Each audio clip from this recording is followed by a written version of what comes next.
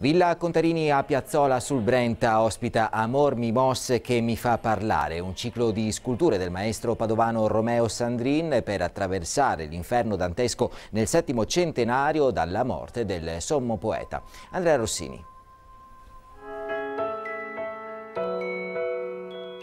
Un lavoro di 7 anni attraverso i 34 canti dell'inferno. Il ciclo dantesco di Romeo Sandrin sono 70 opere nate dalla ceramica, dalla terracotta, dall'acciaio, imponenti blocchi di cedro cesellati con le sgorbie per farvi riflettere la luce, resine per mostrare il ghiaccio, per il quinto canto il bronzo, Galeotto fu il libro e chi lo scrisse. Ogni opera scaturisce da una o più terzine, per questo Amor mi mosse che mi fa parlare è un percorso artistico, certo, ma con un profondo contenuto didattico. Io l'ho pensata proprio per i giovani, per le future generazioni, per dare la possibilità di studiare la Divina Commedia con la forza delle immagini della scultura.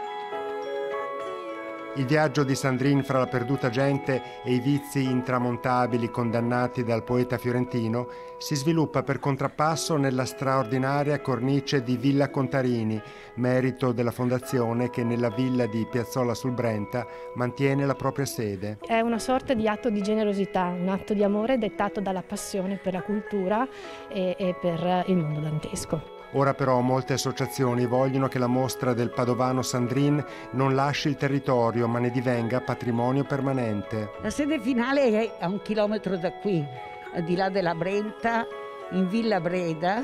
Una proposta per un polo turistico e didattico nella terra di Ramusio, al crocevia fra nuove ciclabili e antiche ippovie.